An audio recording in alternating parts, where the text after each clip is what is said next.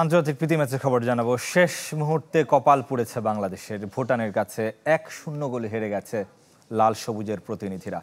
2016 ফিরে এলো 2024-এ।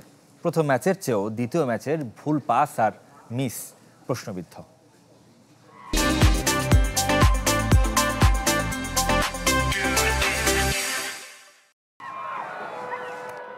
দুর্ভাগ্য নাকি বাজে খেলার ফল, যেটাই হোক আরেকটি পরাজয়ের লজ্জা বাংলাদেশের সঙ্গী। চাংলি মিথান স্টেডিয়ামের কষ্ট আর বেদনা আবার কতদিন বয়ে বেড়াতে হবে বাংলাদেশকে? বদলি কিংয়া ওয়াচুকের সুযোগ সন্ধানী শট ফেরানোর সাধ্য নেই বাংলাদেশের। তাকে আনমার্ক রেখেছিলেন বাংলাদেশ ডিফেন্ডাররা। পুরো ম্যাচেই ভুল পাস আর মিস হাত ধরাধরি করে এগিয়েছে থিম্পুর চাংলি মিথান স্টেডিয়ামে। নতুন ম্যাচে আর্মব্যান্ড হাতে নতুন অধিনায়ক সোহেল রানা। এদিনও জামাল ভুঁইয়ার জায়গা হয়নি প্রথম একাদশে। দু পরিবর্তনে শাহরিয়ার ইমন ও ইসা ফয়সালকে সুযোগ দিয়েছেন কোচ কাবরেরা।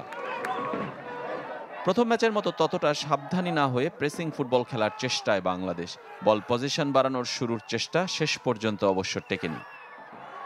উল্টো ভুটান কাউন্টার অ্যাটাকে একাধিক সুযোগ তৈরি করে। শেরিং ওয়াংচুকের ব্যাক হেড থেকে ইয়েশি গেলশেনের শট যায় বারের উপর দিয়ে।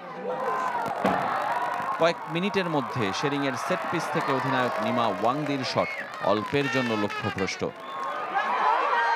তবে সেরা সুযোগ হয়ে আসে শেলট্রিম নামগিলের শট। মিতুল মার্মার হাত ছুঁয়ে রক্ষা পায় বাংলাদেশ। প্রথমার্ধের যোগ করা সময়ে বাংলাদেশের সেরা সুযোগ। শাহরিয়ার ইমন একা প্রতিপক্ষ গোলরক্ষককে পেয়েও ফিনিশিংয়ে ব্যর্থ। দ্বিতীয়ার্ধে বাংলাদেশ একের পর এক অসংখ্য ভুল করেছে, তার খেসারত দিয়েছে পরাজয়। র্যাঙ্কিংয়ে এগিয়ে থেকে এফসি এশিয়ান কাপে দুর্বল প্রতিপক্ষ পাওয়ার সুযোগ হাতছাড়া যেমন হয়েছে, তেমনি প্রশ্নবিদ্ধ দেশের ফুটবল সেই ভুটান লজ্জায়। রেজওয়ানুজ্জামান, চ্যানেল 24।